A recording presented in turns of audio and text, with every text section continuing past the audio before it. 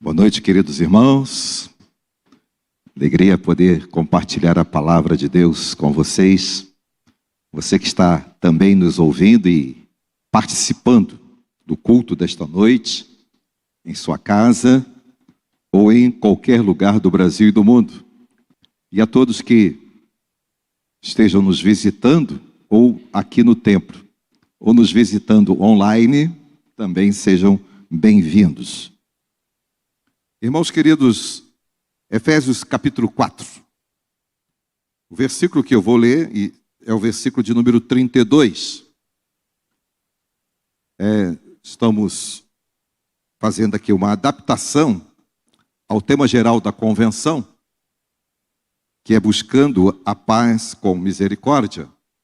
E adaptando a este tema, convidar-vos a refletir no ensejo do mês de maio sobre famílias ou família buscando a paz com misericórdia. Irmãos, o contexto em que Paulo produz esta carta e o contexto em que a igreja dos Efésios foi fundada ou passou a existir. Quando nós olhamos para o livro de Atos dos Apóstolos, nós vamos perceber em que contexto a igreja dos Efésios começou a existir. De que maneira ela foi plantada? Ela foi plantada naturalmente, que com certeza, através do trabalho missionário do nosso querido irmão apóstolo Paulo. Atos, a partir do capítulo 17, 18, 19, você vai perceber acontecimentos ali em que a igreja dos Efésios surge. E na pregação de Paulo há muitas conversões. Muitas conversões com a pregação de Paulo ali na cidade dos Efésios. E a cidade era uma cidade terrivelmente pagã. Havia na cidade dos Efésios um culto, uma celebração intitulada Diana dos Efésios. Interessante porque muitos dos seguidores e dos devotos de Diana dos Efésios vieram a se converter. Houve um tumulto que Lucas registra aí no livro de Atos, entre os capítulos 17 a 19. O tumulto é que os fabricantes da estátua da deusa Diana reclamaram a baixa venda das estatuetas, porque as pessoas estavam se convertendo à mensagem do evangelho pregada pelos apóstolos. E na época desta carta que lemos, que é a carta aos Efésios, Paulo vai produzi-la posteriormente. Nesta época ele escreve esta carta e há pontos importantes nesta carta. E o entendimento de que Timóteo, o filho da fé de Paulo, era o pastor na cidade dos Efésios, na igreja dos Efésios, a este momento que Paulo escreve esta carta, por volta do ano 60 depois de Jesus Cristo. Então, considerando a carta que Paulo escreve, quando estava preso em Roma, ele escreve esta carta.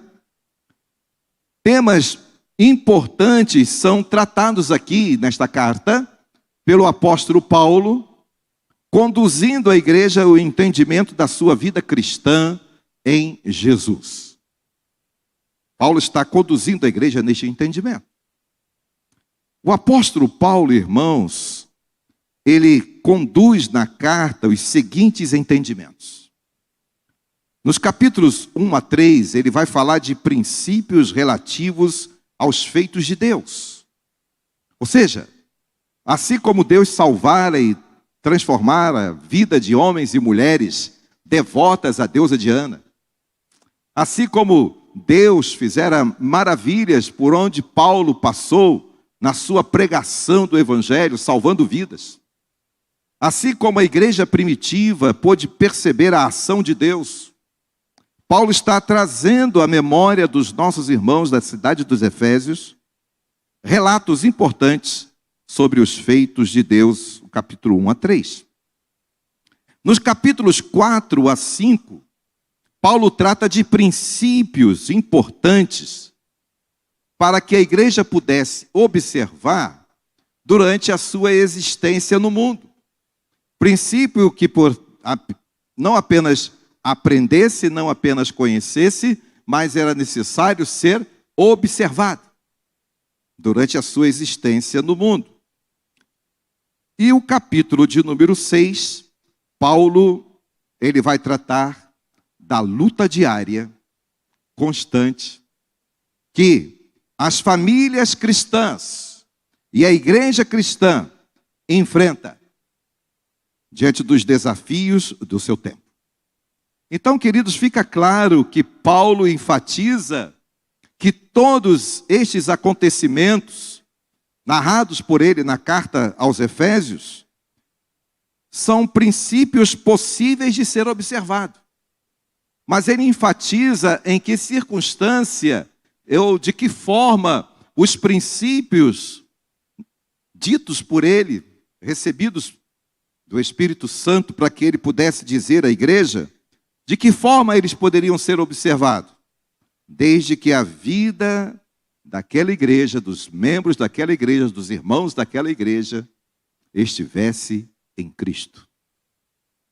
Desde que a família cristã esteja em Cristo, alicerçada na rocha que é Jesus, não é? Quando Jesus vai falar da parábola da areia e da rocha, da construção sobre a areia e da rocha. E quando nós construímos a nossa casa sobre a rocha que é Cristo, todas as narrativas, todas as revelações da palavra de Deus, das Escrituras Sagradas, é possível serem observadas. Por mais difícil que nós, enquanto crentes, possamos achar, ou até compreender, mas é possível aplicá-la em nossas vidas, desde que cada um de nós esteja fundamentado em Jesus Cristo. A carta aos Efésios, então, irmãos, revela as bênçãos de Deus em Jesus Cristo. Pela graça sois salvos. Uma das principais mensagens reveladas por Paulo escrevendo aos Efésios. Salvação e graça. Um conceito a respeito de graça, de que ela é um favor que não merecemos, mas que recebemos do Senhor. E é verdade. Não há nada de errado neste conceito.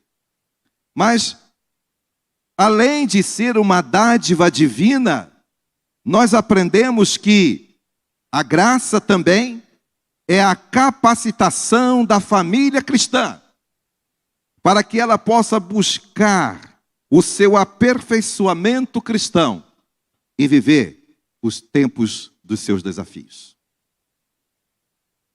Além de ser a graça, um favor de Deus para a nossa salvação em Cristo, a graça também é a ação por meio do Espírito Santo do Senhor, capacitando a família, os crentes e a igreja, para que possa viver o seu tempo de desafio.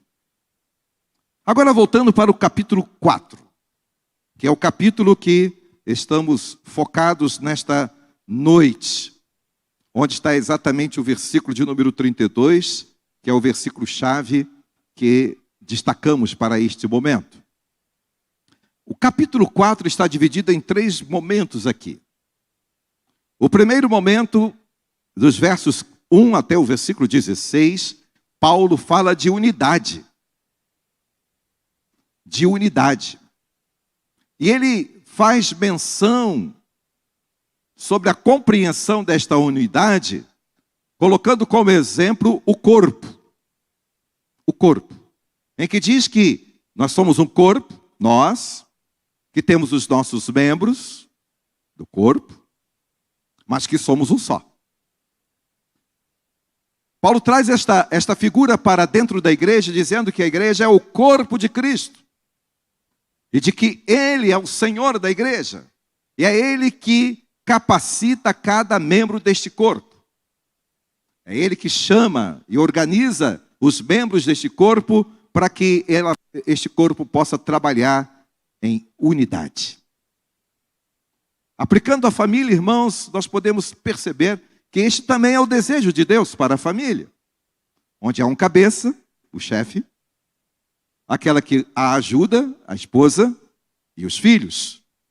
E que todos devem estar unidos em uma unidade, buscando ao Senhor, servindo ao Senhor, com seus dons, talentos, mas acima de tudo servindo aquele que nos chama das trevas para a luz.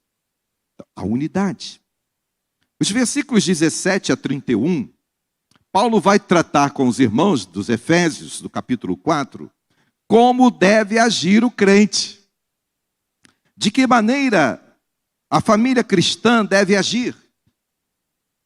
De que forma nós, crentes em Cristo Jesus, membros da grande família, igreja, devemos agir? E Paulo vai tratar exatamente disto aí nos versos 17 a 31. Aí o verso 32, que é o verso que lemos, porque entre os versos 17 e 31, ele vai dizer de algumas coisas que não podem ser feitas, não deve estar, não é? Ou não deve constar das nossas atitudes. E quando ele diz aqui, antes, ou seja, ao contrário dessas atitudes que não podem ser encontradas na família cristã, na igreja e na vida do crente, ao contrário disto, sede uns para com os outros, misericordiosos e perdoando-vos uns aos outros. Irmãos, nos versos então em que Paulo afirma sobre as nossas atitudes, ele chama a atenção para o fato de que os crentes devem cuidar das suas ações na família e na comunidade cristã. Ele começa a dizer aí entre os versos 17 a 31 sobre a nossa forma de falar. De que maneira devemos usar a nossa fala? De que forma nós devemos nos portar? Andar. Então ele fala de um andar sem vaidade. Ele fala de pureza nas nossas atitudes. E ele diz que estas coisas nós temos aprendido de Cristo, por meio daqueles que nos pregaram o Evangelho. E ele diz que nós ouvimos como Jesus se manifesta no meio da igreja e da família. E ele traz-nos a lembrança de que, como cristãos, nós somos novas criaturas em Cristo Jesus, despojado do homem velho. Ou seja, deixa para trás as práticas enganosas. E como o novo homem se apresenta revestido de uma nova mente, criado em verdadeira justiça e santidade. É a santidade presente na minha vida como crente, na sua vida como crente, na igreja, porque somos a reunião desses crentes santificados e, consequentemente, também em nossa família. Ele nos conclama a falarmos a verdade uns para os outros. E, além disso, ele nos diz que nós não devemos nos deixar dominar pela ira.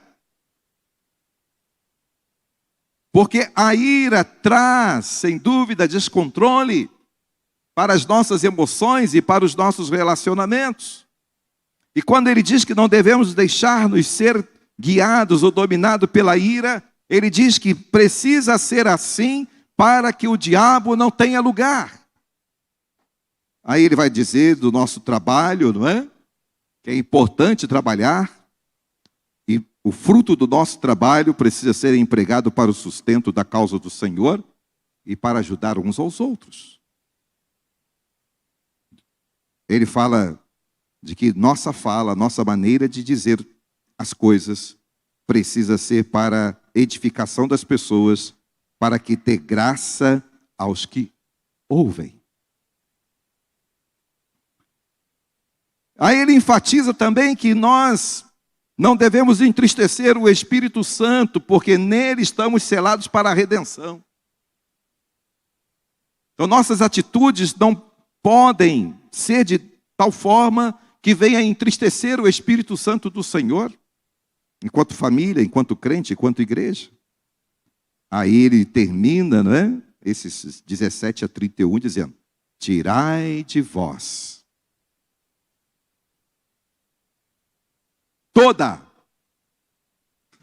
toda amargura, cólera, blasfêmia, malícia e gritaria.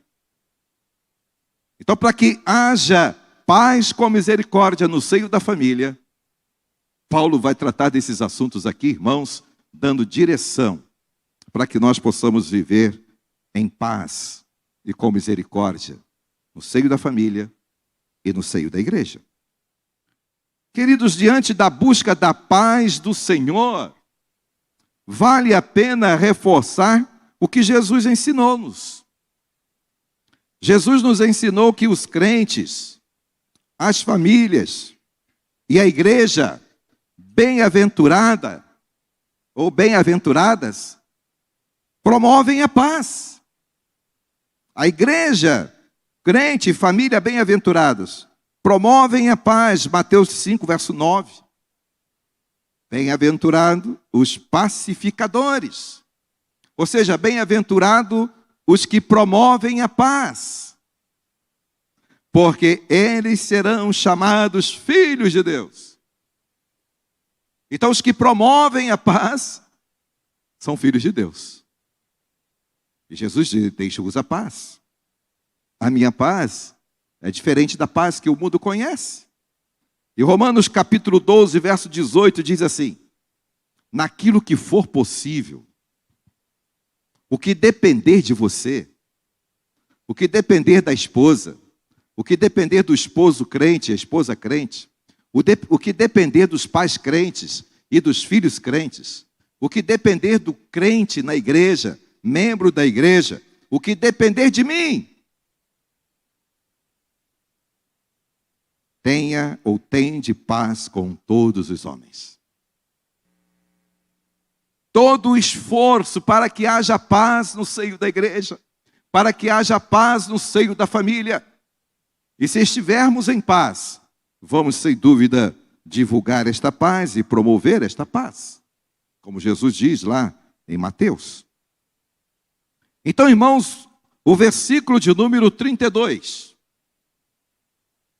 descreve qual deve ser a nossa postura de benignidade, qual deve ser a nossa postura nas ações de misericórdia para com os que estão ao redor de nós. Lá, na sua casa. Aí, meu querido, na sua casa.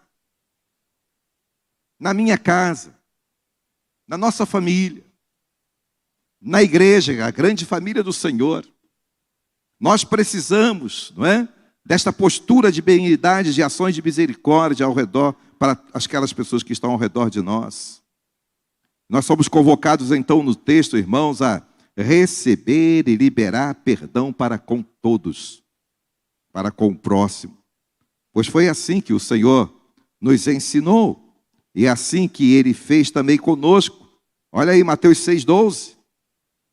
E perdoa-nos as nossas dívidas, assim como nós perdoamos aos nossos devedores.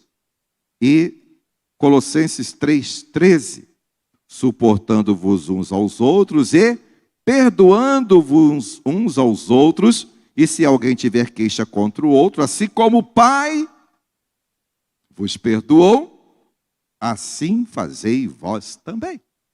Então, nosso exemplo é Jesus. Usar de benignidade, ou seja, sede uns para com os outros benignos.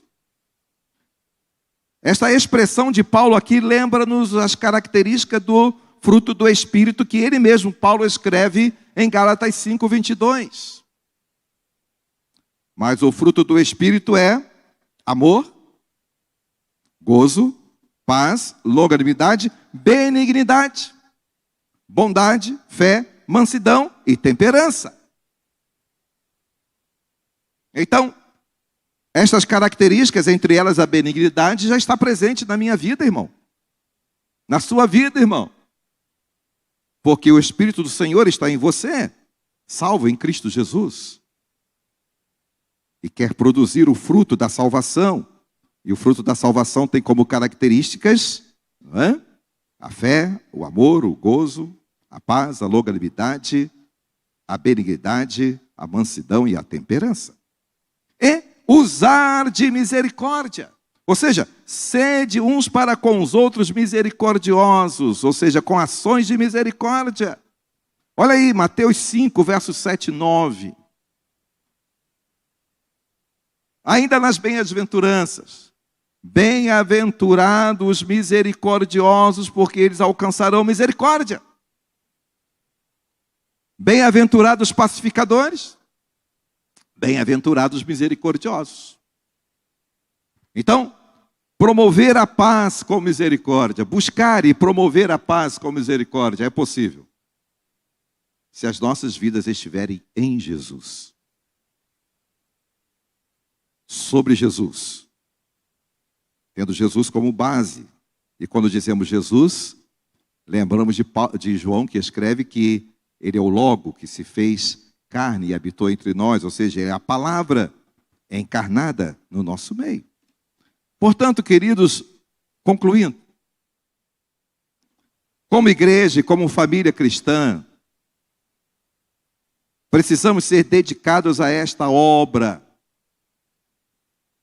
de buscar e promover a paz com misericórdia. E viver para este fim a cada dia da igreja. A cada dia de nossas vidas cristãs, enquanto estamos aqui na terra. Igreja e família devem seguir firmes. E como nós precisamos neste tempo de igreja e família que se coloque diante do Senhor, firmada na sua fé. Firmada naquilo que crê. Deve prosseguir firme, esperançosos. Mesmo diante dos desafios deste tempo, como família cristã, sejamos esperançosos, porque a nossa esperança está no Senhor, que é o Senhor de todas as coisas. Felizes em todos os instantes, sabendo que o seu trabalho, o meu trabalho não é vão, como o próprio Paulo escreve aos Coríntios, lá no capítulo 15. Continuemos então, irmãos, eu, você, todos nós, enquanto igreja e família, continuemos a buscar a paz com misericórdia e estender a mesma a todos que estão ao nosso redor e trabalhar e se esforçar naquilo que depender de mim e de você, de todos nós, trabalhar a concretização da obra do Senhor enquanto estamos na terra. E ser família e crentes integrados com a visão de ser instrumento do Senhor na promoção da paz, na promoção da misericórdia, para este tempo tremendamente desafiador, para que a vida em família e a vida em igreja seja para a glória do Senhor. E a nossa família e a sua família edificada na rocha que é Jesus, não é? Mateus 7, 24 e 25. Todo aquele, pois, que escuta estas minhas palavras. Escutar aqui, irmãos, não é apenas ouvir o som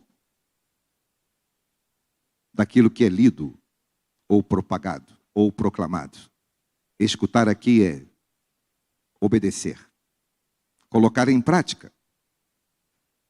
Aquele que escuta estas minhas palavras e as coloca em prática, vou assemelhá-lo, vou compará-lo ao homem prudente que edificou a sua casa sobre a rocha.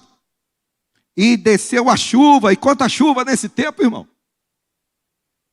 Quantas chuvas desafiadoras neste tempo. Correm os rios, sopram os ventos, e quantos ventos destruidores neste tempo. Batem contra aquela casa, mas a casa está sobre a rocha e por isso não cai, porque está edificada sobre Jesus Cristo. Que o Senhor nos abençoe, não é? Para que, como família do Senhor, sejamos prontos a buscar a paz com misericórdia, baseado no que aprendemos com nosso querido apóstolo Paulo, não é? Escrevendo aos Efésios. Amém? Amém. Ó Deus querido, muito obrigado por este momento de culto. Obrigado, Senhor, pela oportunidade de trazer a Tua palavra ao meu coração e ao coração dos nossos irmãos. Ó Deus, que nós sejamos famílias realmente prontas a viver a paz com misericórdia, enquanto estamos aqui nesta terra, caminhando firmes em observar e obedecer a Tua palavra e dar testemunho dela. Capacita-nos, ó Deus, que Teu Espírito seja capacitador de nossas vidas, para passarmos por este tempo difícil, vitoriosos. Ó Deus, que a Tua graça, a graça redentora de Teu Filho Jesus, que nos salva e que nos capacita, que o Teu grande amor, e que Teu Espírito Santo, que nos dirige, esteja sobre todos nós que aqui estamos, trabalhando no meio de nós e no meio do Teu povo, espalhado pela face da terra, agora e para todo sempre. Amém.